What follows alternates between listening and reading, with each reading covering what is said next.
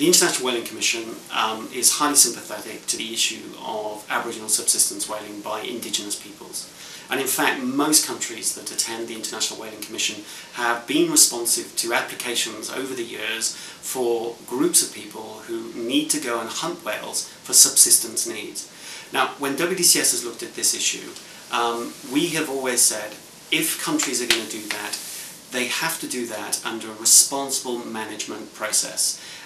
You have to demonstrate that there's real need to take the whales, else why should you be going hunting in the first place? So WDCS looked at the Greenland issue, and we've been following the debate for some time and then seeking to influence the debate. Greenland already has a quota of fin whales, also has a quota of minke whales. It also kills up to about 4,000 smaller whales, small cetaceans, every year, which the IWC actually doesn't consider.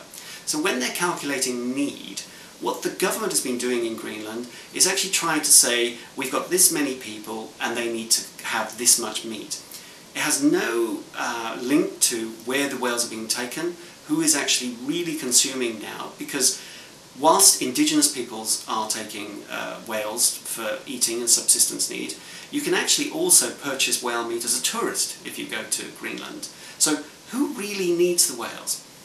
A couple of years ago, Greenland was actually granted another species, which was the bowhead, to add to the fin whales and the minkies, and there was a resumption of whaling on that species.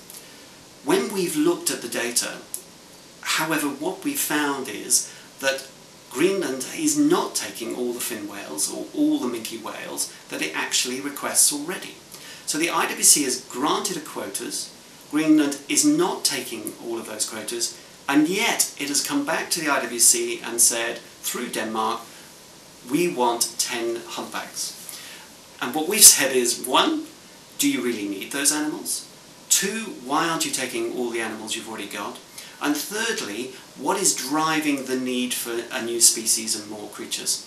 And actually, when you start to look at Greenland, what you find is this isn't about communities out hunting just to feed their families and local people in their local community.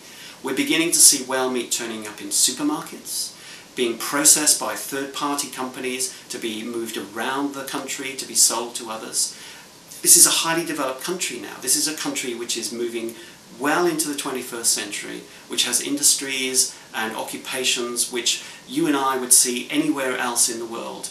This isn't some remote set of communities that desperately need to take another group of 10 whales. So, does Greenland have a need for Aboriginal subsistence whaling? Yes, we believe some communities in Greenland do, and that the IWC is right to continue to look sympathetically at those requests for those communities. Does Greenland as a whole need to take more whales and take a new species of whales? Well, absolutely not. There are vast improvements that they could do in terms of how they process the animals they're already taking. They can look at the way that what is driving this commercialization of the taking of animals, and actually they could, with careful management, I think, look after the people who actually need the nutritional need of whales. They don't need these extra 10 whales, and that's why WCS is fighting very hard to make sure countries don't give in and give them these 10 humpbacks.